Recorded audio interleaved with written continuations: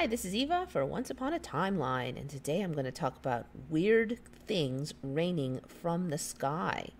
Now, I heard about this some years ago, and I did investigate it at the time.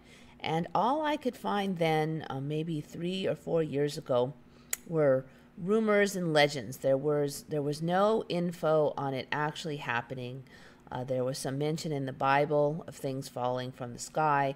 We had been getting reports of weird blocks of ice falling from the sky that we were seeing in the news, but there was very little on anything else.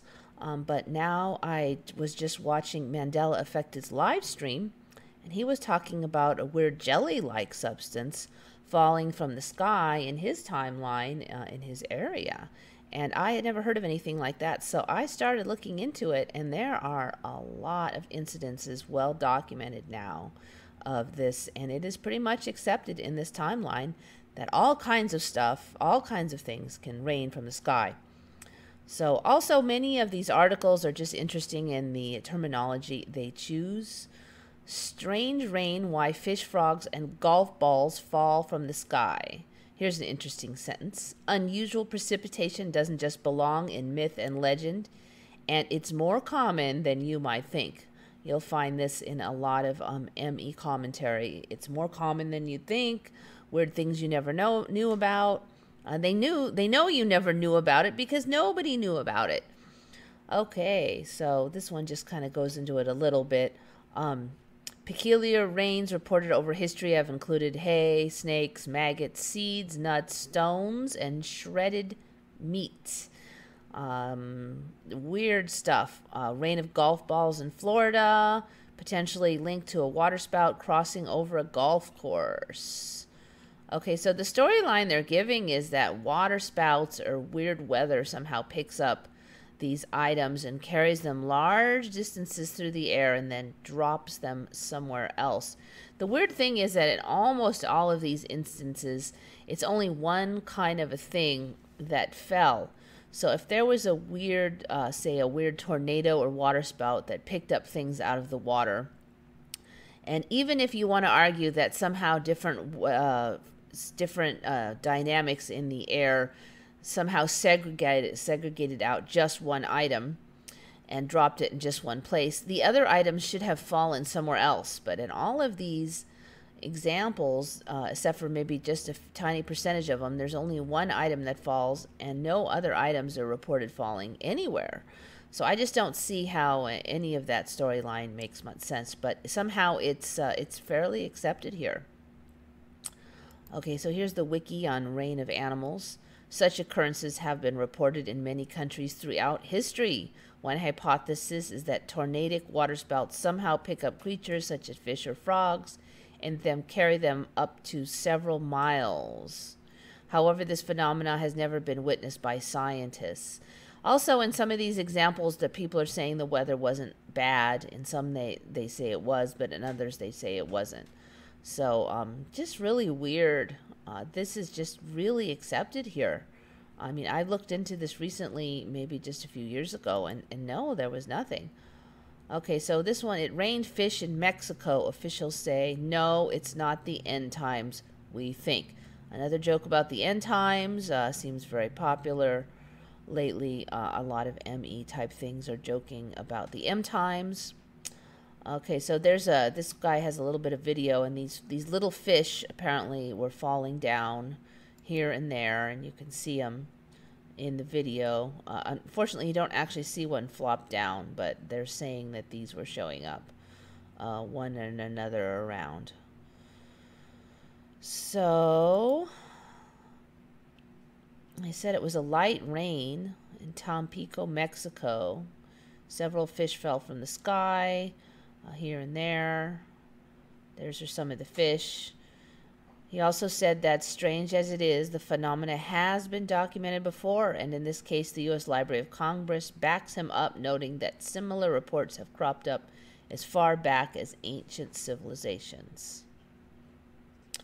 All right, so now we have a place where supposedly it happens every year. Every year the sky rains fish. Explanations vary. This is in Yoro, Honduras. It's called Lluvia de Peces, which means rain of fish in Spanish. It happens every year, at least once and often more, residents say. During the late spring and early summer, and only under specific conditions, a torrential downpour, thunder, and lightning, conditions so intense that nobody dares go outside.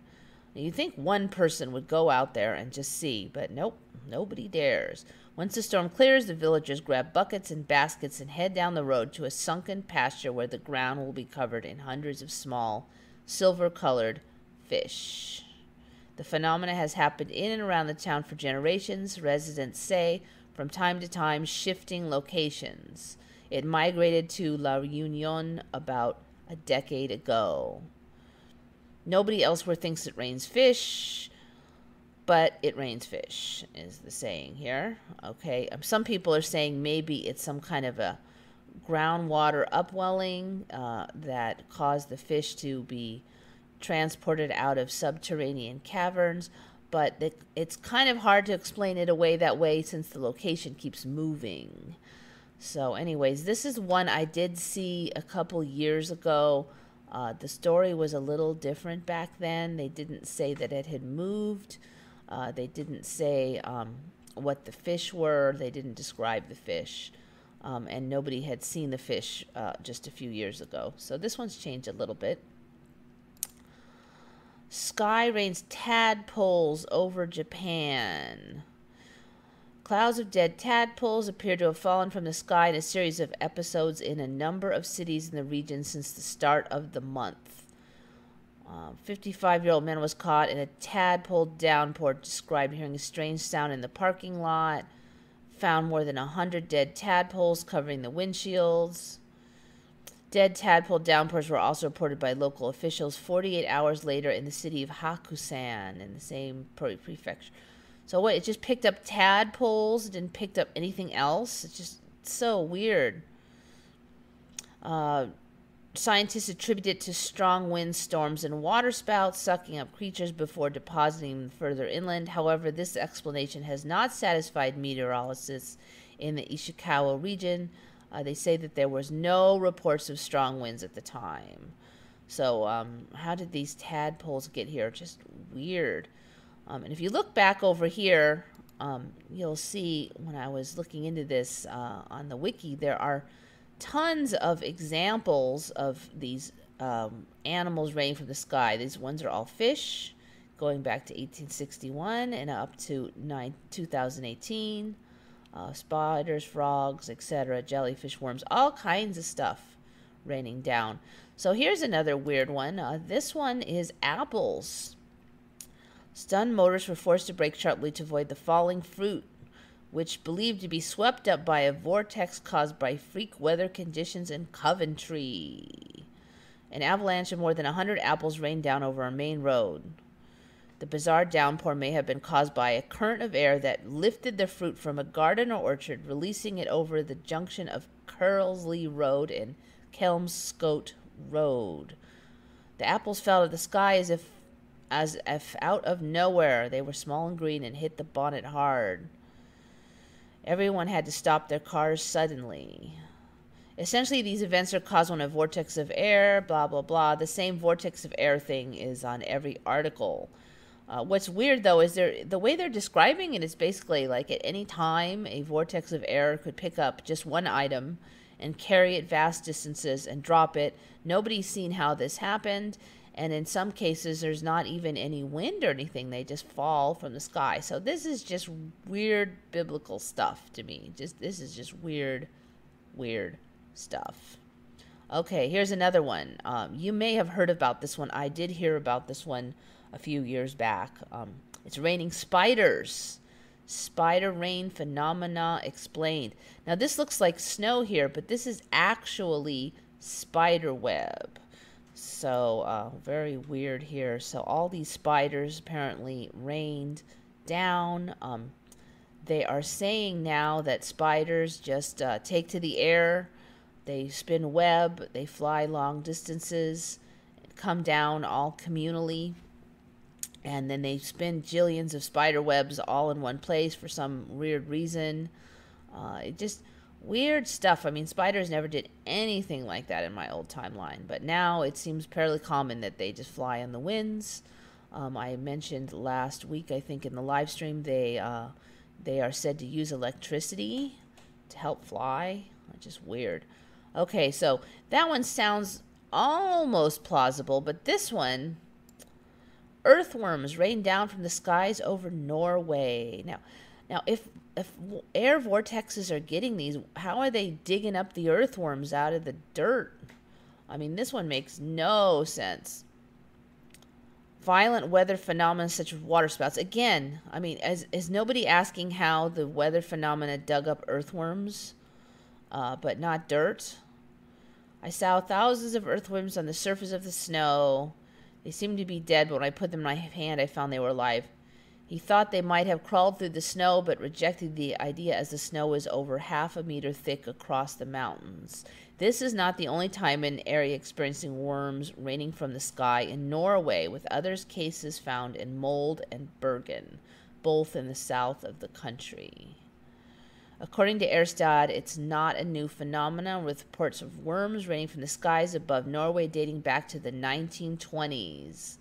It isn't confined to Norway either, with a similar case reported at Scottish Academy Secondary School in 2011.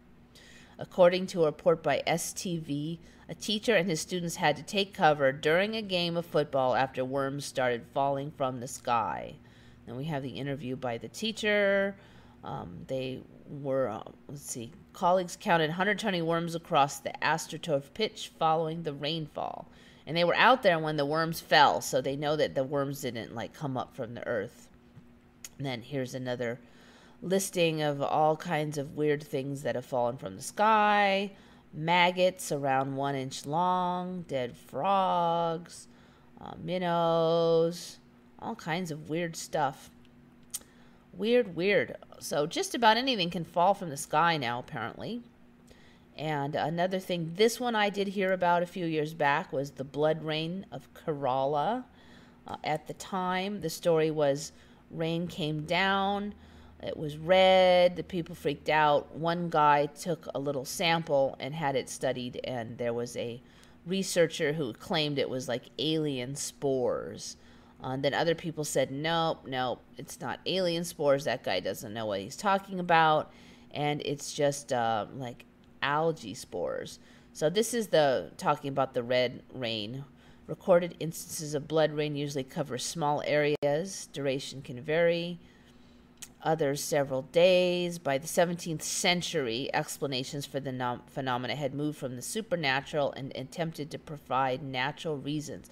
Okay, when I studied this a couple years ago, there was no explanation starting in the 17th century. That is totally, it was kind of a new phenomena. It was just rumor, but apparently it's backwards in time now. In the 19th century, blood rains were scientifically examined. Not in the 19th century. That was just in 2015 for me.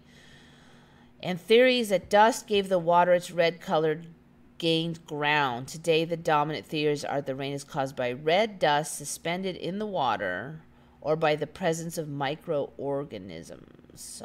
Last time I heard it was pretty much thought to be dust or spores, but that was just 2015. They were just researching it. And here it does cover some of the 2015 study. What's different now, though, is they're saying the studying goes way back.